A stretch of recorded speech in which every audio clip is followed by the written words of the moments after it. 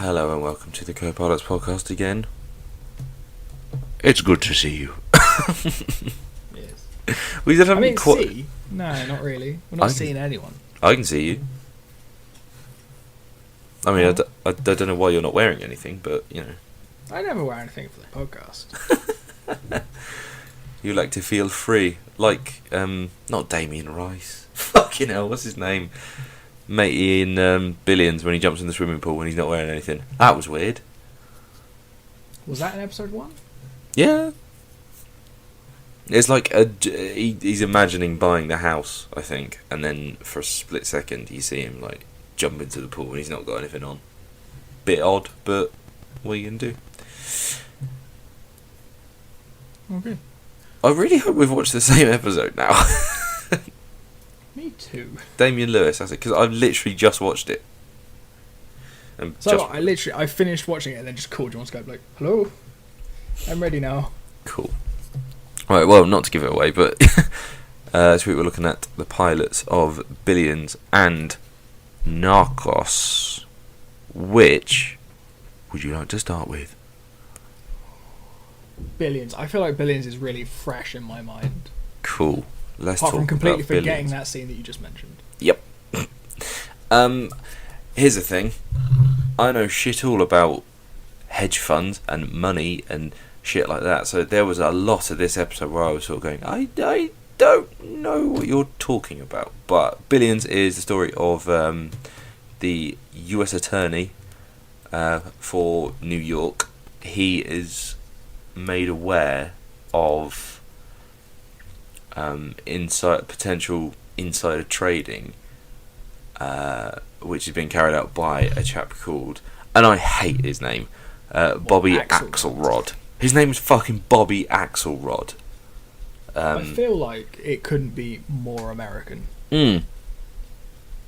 Unless it was like, you know, I was going to say unless they put Chuck in it, but of course that's his name. The attorney's name was Chuck Rhodes. So Chuck Rhodes played by Paul Giamatti, and Axelrod, who's known as Axe, is played by Damien Lewis, and he's a bit of a prick. Yeah, I forgot that you have a real problem with rich people in shows, don't you? I have a problem with rich people in general, particularly billionaires. Yeah. I think of the whole show, my favourite bit is where the district attorney and Axe are facing off, and he's just like, what's the point in having fuck you money if you never say fuck you? At that point I was like, yeah, fair, but so I there's a few things I don't really understand about this, like, so it's all to do with stocks, is it? I don't really know how he got his money. Yeah, hedge funds are just like, I think just collections of like lots of people put money in a pot and then someone controls it and buys and sells stocks and shares and makes the money. That makes a lot more sense now. But he's well, I think he plays very much on the. I think because the reason that Paul Giamatti's character Chuck, he's quite reluctant to go after him, even though he's like, look, there's definitely some evidence here, we could totally do him. But I think the reason that he's reluctant is because he's so well liked. Would that be right? Because he's a 9/11 survivor and is known for his sort of community work, and he has a program where he puts kids through college and stuff, and it would not reflect too well on the government's office. Yeah, I think it's mostly he's just scared to lose. That's true. He has a whole thing about how he's got 81-0, so like anyone he's gone after, he has successfully put away. And he has to have like some. I think he wants to have like some proper, like actual evidence, because it seems to me that they're sort of going, we're pretty sure he's dodgy because he's got a lot of money, but we can't prove it. So how about you just try?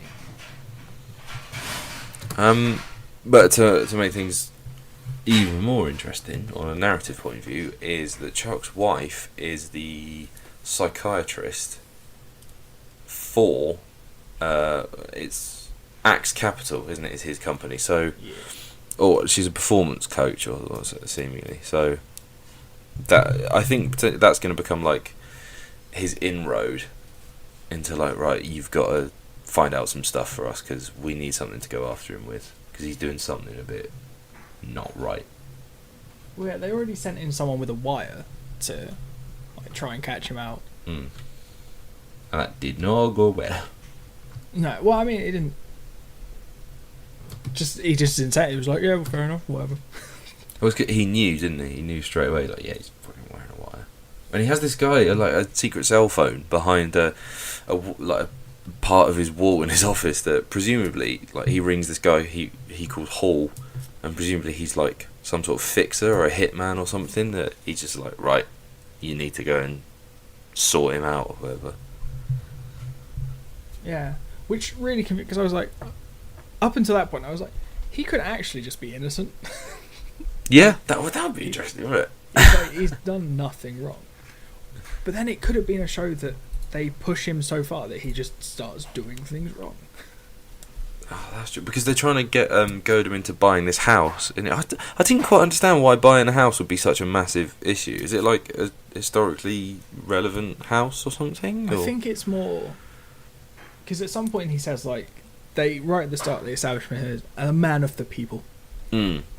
And they're sort of saying, like, oh, well, I mean, they might turn against him if he starts just flaunting, spending loads of money. I guess that does make sense. A ridiculous beachfront house. Mm.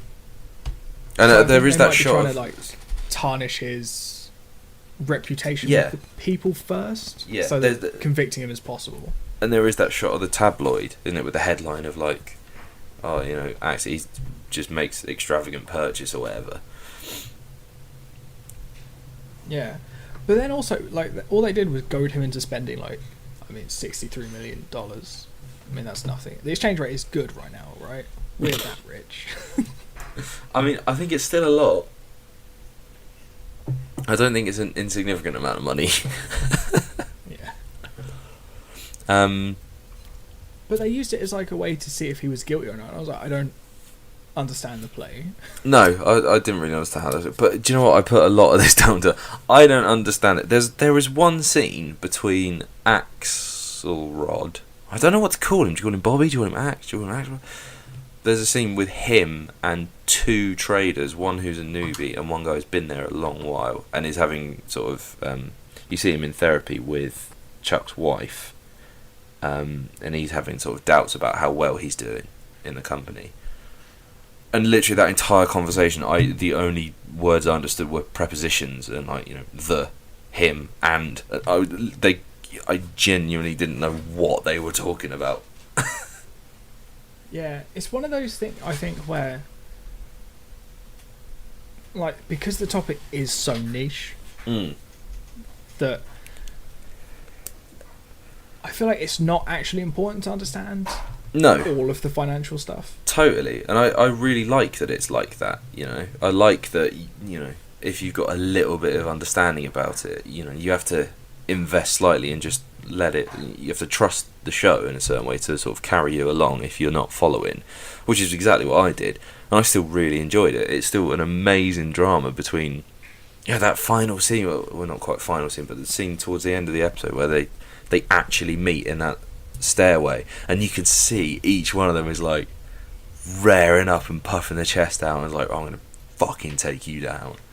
And I think that's gonna be the scenes to come between them, I think, are reason enough to watch the show on its own without, like, you know, all the subplots. And, like, I really like the stuff between Chuck and his wife. I think they have an amazing arc in this entire episode, because they've the bit at the start you see he's into some sort of BDSM stuff and you don't realise it's his wife till right at the end, but in the middle they have this blazing row that just flares up and really quickly is controlled by her going, look, come on, let's just calm down, let's just talk to each other like fucking human beings. And he goes, you're absolutely right, let's just talk. And I really admired that, because it would be very easy to go, what, you know, one-sided on either way, where he suddenly flies off the handle and he storms off and shouts and screams, or equally she could do that. But the fact that they go, no, let's just, come on, let's chill out, let's talk about this, you know, in a controlled way. I really admired seeing that in a drama.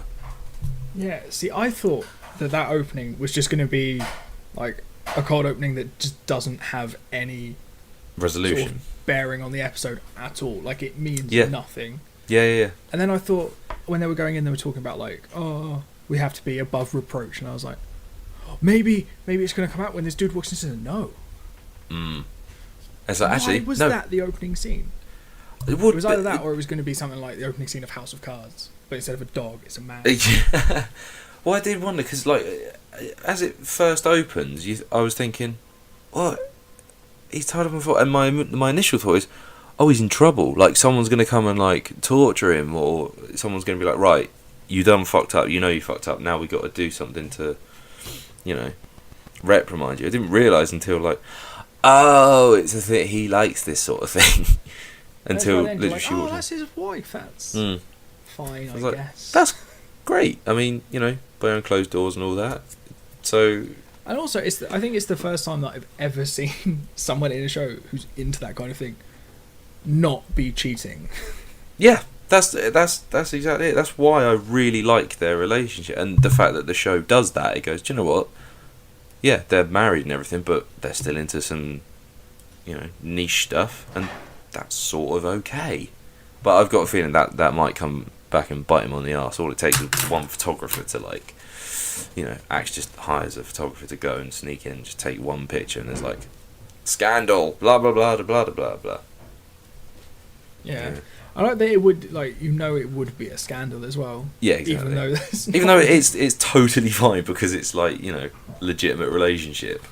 But it would still be, And she even made a point of making sure the kids were in bed before they got on with it. I do find that's important. Because that's the last thing you want, isn't it? Is watch your mum pissing on your dad. So. Yeah. Like, that would be pretty bad.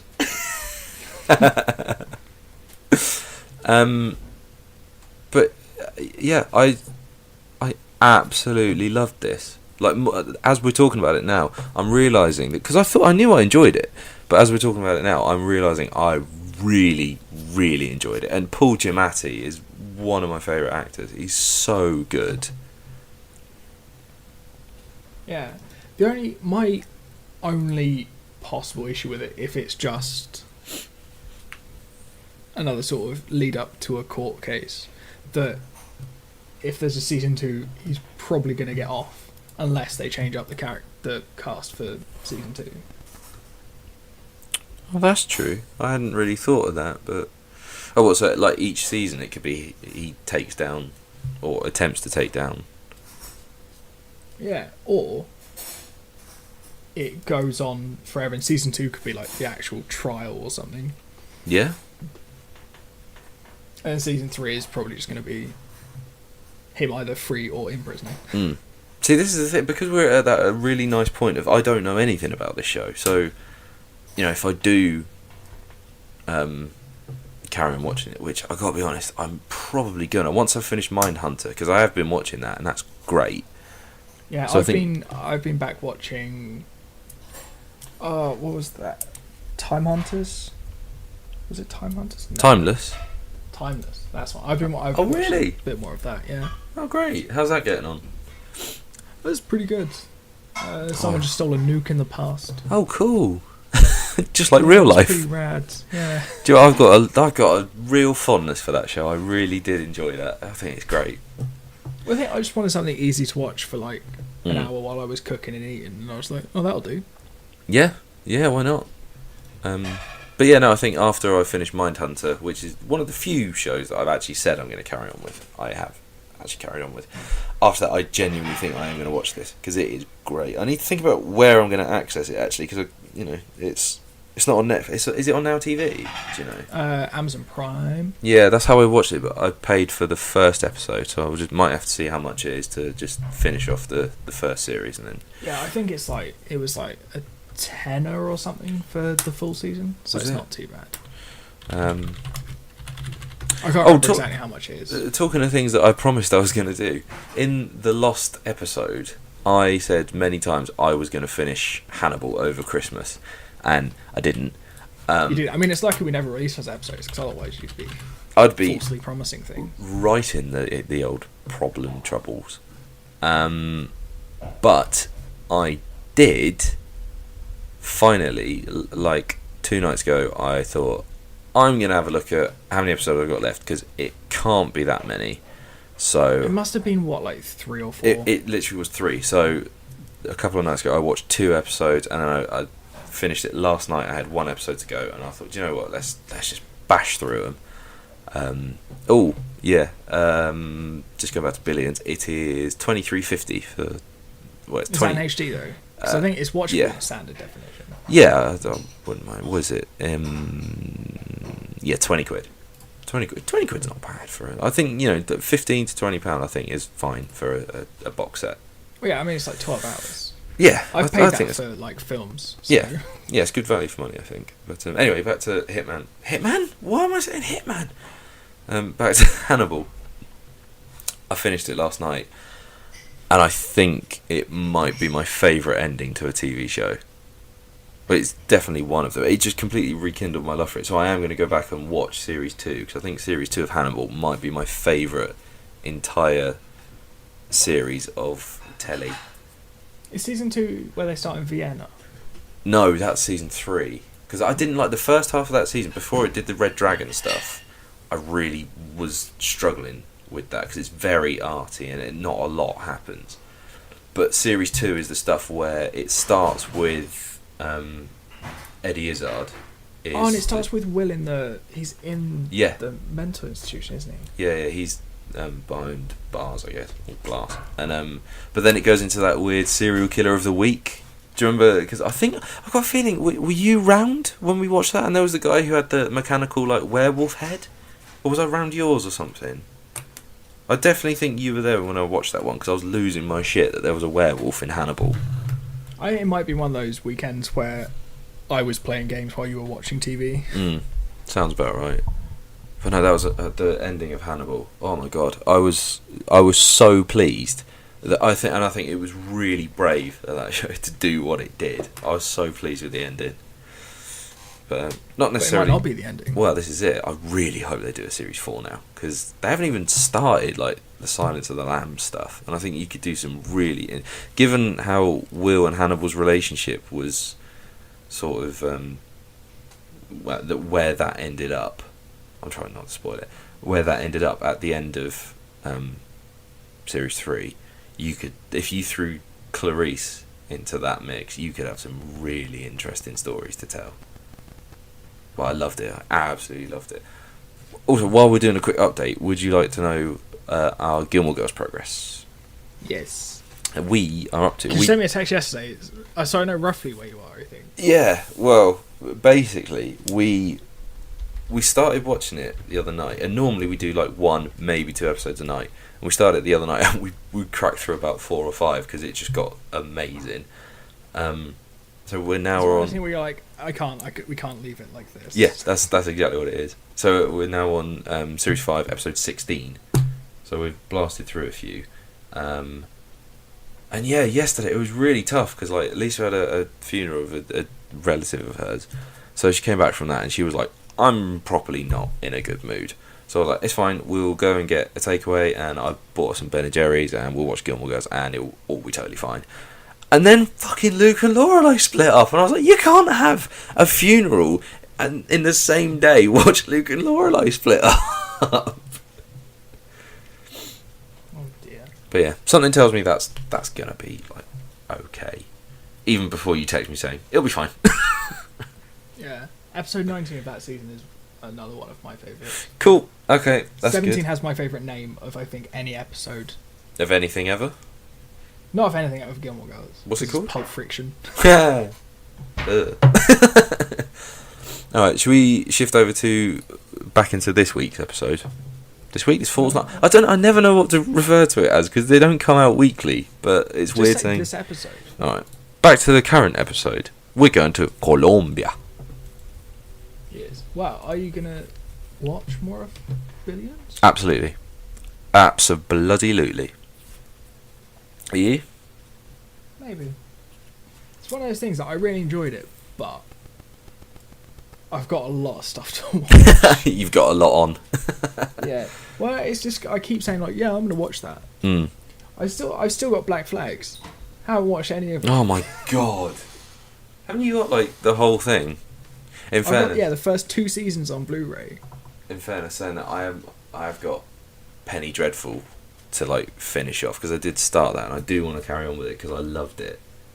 But I think it's one of those one of those really awkward things where I'd have to start it again, and I don't know if I can go back to doing that. It was like Narcos actually, because first time I watched Narcos. Well, when I watched Narcos, Narcos. Anyway, I was on the train coming up to you.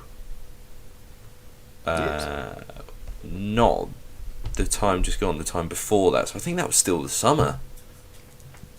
Yeah, I think it was. Must have been.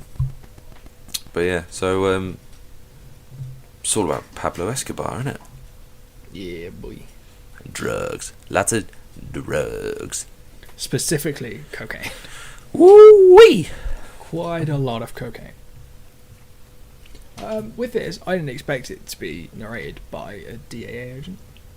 Oh, did you think it was all going to be around Escobar? I thought it was just going to be a dramatization of Pablo Escobar's life. And I was like, I'm down for that. Oh dear. But then giving it an outside viewpoint was quite cool. Yeah. I dig that. Yeah, I quite like. I like it when you get sort of the two sides of the same story, because you do pretty much spend equal time, don't you? With I think even when you're in Pablo's story, you've still got Steve. What's his face? Murphy. Steve Murphy. Like voicing over and saying like, "This is what's happening. I don't like people who do deal drugs." It's like, which I think I know what side you're on. As a member of the DEA, probably a good thing that. That's lucky, isn't it? I mean, if you're really into dealing drugs, DEA's not a bad way to get them. Yeah. As Breaking Bad taught us. Exactly. Yeah, you just sort of go, DA, that's mine now. But it starts off with a couple of... because it starts off in 1989, I think. Yeah, I think it gives you a bit of historical context, doesn't it? Yeah, sort of saying like, we don't have mobile phones, we have satellite phones. Satellite phones, notoriously hard to capture, unless you're flying directly over them. Cuts to a plane flying over, intercepting a satellite phone call. And then sort of explaining how difficult it is to try and work out. Even once you know, you can hear the call, you're like, I don't know where it's coming from. Mm. Guys on the ground running around going, well, we don't know either. Can't see anyone with this giant handset. And then at the end of that call, he's just like, this is where I'm going. It's like, am I right in thinking that they end up in a bar and then there's a fuck-off shootout in the bar and a load of people die? Yes. Yeah. That is the start and end of the episode. Oh, yeah, like, okay. The start builds up to it and the end sort of is the aftermath. Yeah. But that's quite interesting, and from a structural point of view, it's different, isn't it? Well, I think it's to sort of... Otherwise, that shootout has no context, I guess. Yeah. You show at the beginning, you're like, look how exciting this show's gonna be. Just wait 50 minutes. Yeah. And then we'll show you this again, but you'll understand a bit more about why. So then we are introduced to Pablo Escobar. Who... The scene on the bridge... Yeah. He's smuggling stuff through. So he's chatting to the coppers. That. Yeah. Yeah, that's great. I really like that. Because they're just like, well, we're not actually police, we're some DAS, I think. They're like FBI, DEA people who are also Colombian. And they're just sort of like, we're like, you can't just buy us off, and he just names them all. Yeah. And like family members, they're just like... This phrase like, I fucking know. How do you know that? I control you. Fuck off. I know, it's a bit where like they open the back of the truck and they're like, why don't you hide the contraband? They're like, he's like, I paid for the privilege not to. Oh, okay. This is a brave man. Isn't it? Doesn't it? There's a line where he says like, "Oh, either you choose between silver or lead. Yeah, so like as a guy with like an Uzi is approaching behind him, just like, I've brought the lead. Oh, I fucking love that. That the actor who plays Escobar, and this is disgraceful because really I should know this, but bollocks, what's his name? Hang on, I'll find out. I've got a funny feeling that he, before the show, didn't speak Spanish, so he had to learn it for this show. Oh, really? I think so. I might be completely wrong there, but because I heard this thing, this was a while ago now,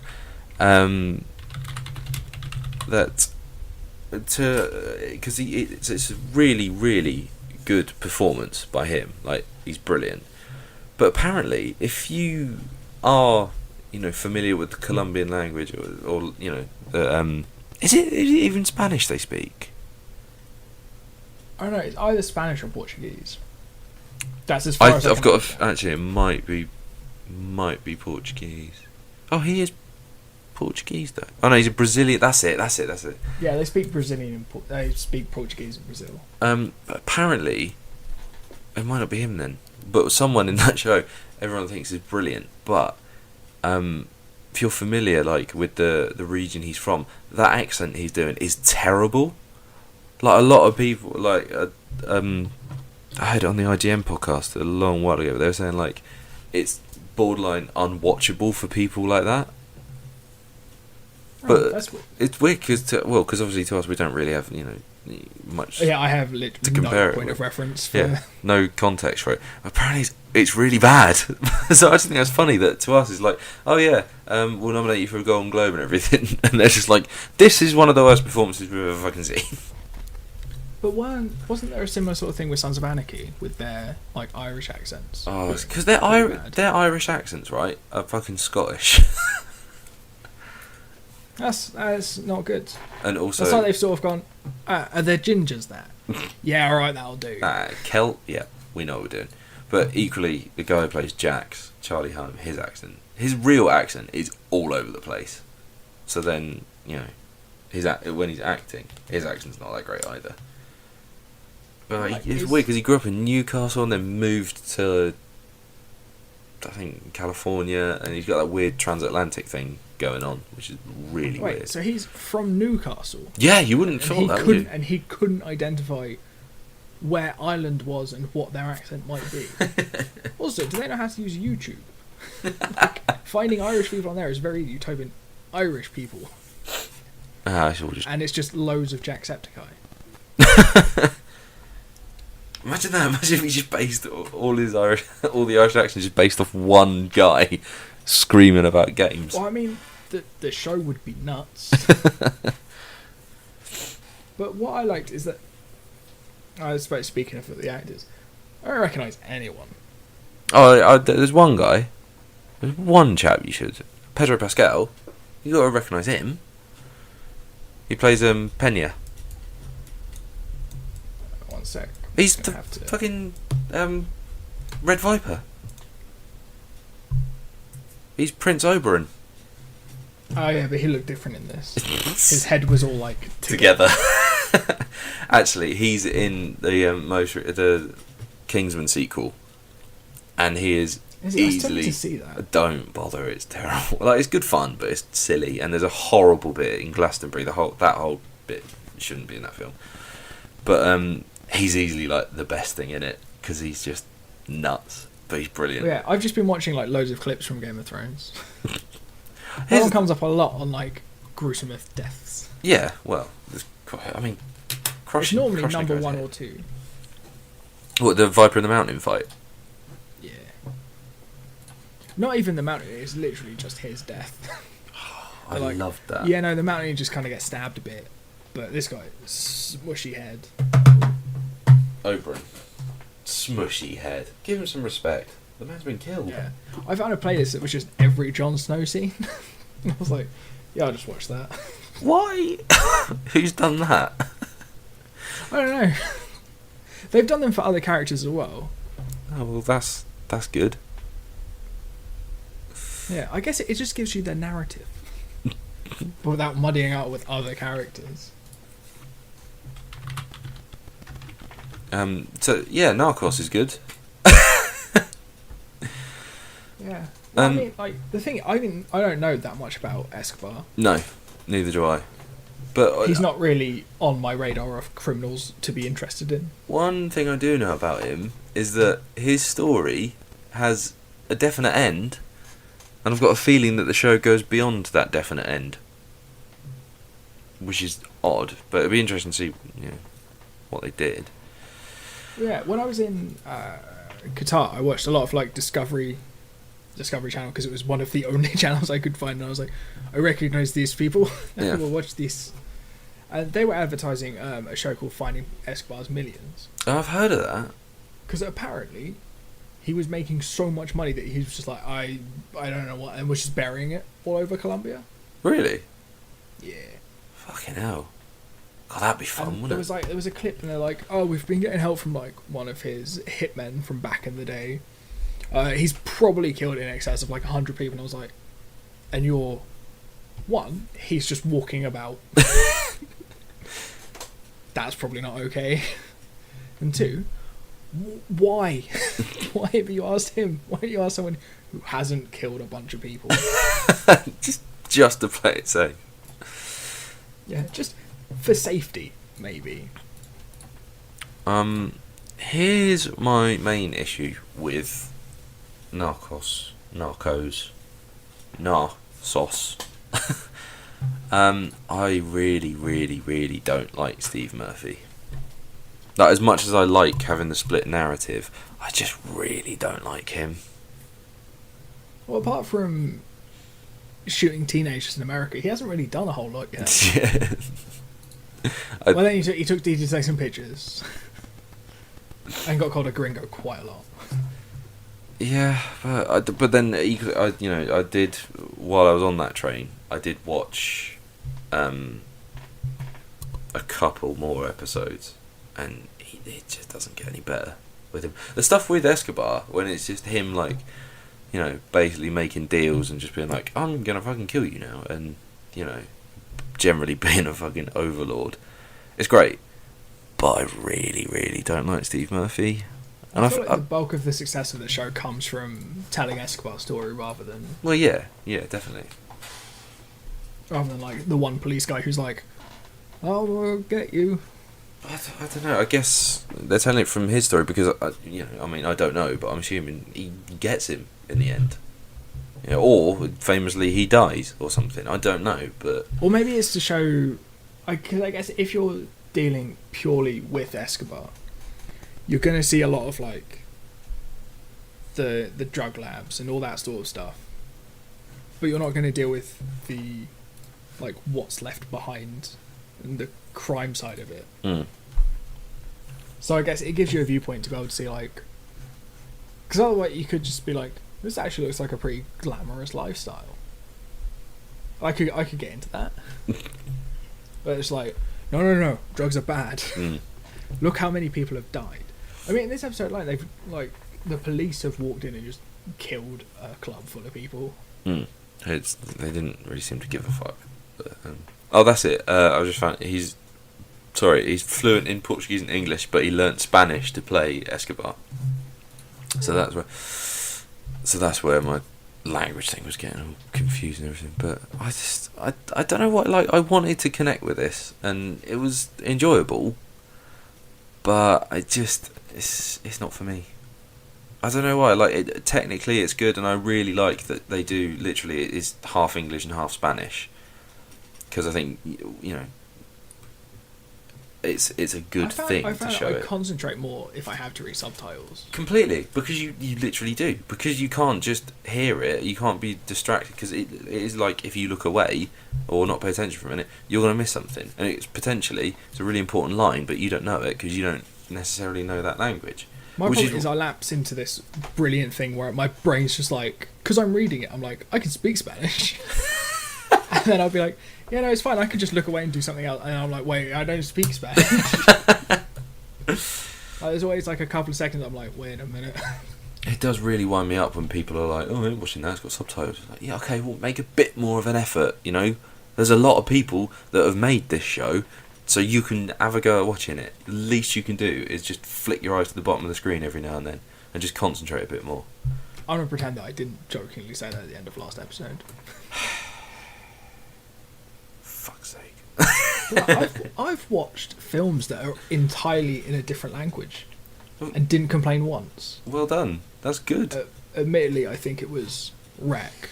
So, that's subtitles. a great film. I really like that. A really good film. Subtitles didn't really make a difference to my enjoyment of that film. I sort of just forget about... Like, it's weird, I forget about subtitles to the point that I'm sure that in my mind, because my memory works really well with sound and like sound effects and how lines and words sound in, film or music or whatever. But it's weird because if I watch a film with subtitles on, I convince myself that I've heard them say that line. And it's a really, really weird thing because obviously I haven't, because they're speaking a different language. But there's points where I got to the point that I was playing, I think specifically the Assassin's Creed games. Because like the original, like some of the older ones are set in, like the one like the Ezio trilogy that's set in Italy, was playing those in Italian, with subtitles on. Mm. Even Syndicate, which is set in England, play with the subtitles on because there's a lot of the flavour text that gets lost. Yeah, definitely. So I was just like reading that and I'm like, he called me a twat. That's all I the point. did was kill his horse. So what are you going to do Origins when your new PC turns up? Language options straight away. Egyptian. Ancient Egyptian. They'll speak in hieroglyphics. Dancing man, eagle head. All the subtitles are just hieroglyphics. I'm like, I've really fucked this up. Like, I don't know what's going on. But here's an interesting thing about language and things. You say that, ancient Egyptians, hieroglyphics and all that. Emojis are modern day hieroglyphics. Interesting you should say that, because I was watching a video on YouTube about chatbots and AI and stuff. Mm. And there was a couple of those that I think Google made, or some big tech company made, that invented their own language to talk to each other. Wow. That's actually they turned them terrifying. off very quickly because No. One of them's mentioned Skynet, telling it, shut it down. Even if it had, they wouldn't know. They were like, and it just turned into like they were using like ampersands and @ symbols and stuff instead of like. So they basically just invented a language. I was like, I'd turn this video off now. I don't want to know about this. Yeah, that's fucking terrifying. But then like 2 later in like the list or something, there was one that sounds like something straight out of Black Mirror where you can upload like friends' messages and stuff. And you basically give it like karma points based on its responses to your like messages. That's disgusting. To basically build a profile so you can get someone else talking back to you. No, that's evil. I don't like the sound of that at all. No, it's really. I think it was like a top 15 creepiest. What are you googling to bring up top 15 creepiest? YouTube just goes, "Hey, do you want to watch this?" I'm like, "Yeah, I do." So yeah, Narcos. You gonna watch more of it or not? I probably will. I feel like I might maybe watch a documentary about Pablo Escobar first. I mean, I think that might be. I feel like I can enjoy it more if I actually sort of going in already know the story. I was having this conversation. See it expanded. I was having this conversation with someone else the other day because there's a show. What show? I can't remember, but it might have been about serial killers. Because I think that's it. A friend of mine at work was, because we really like our serial killer stuff. We were talking about.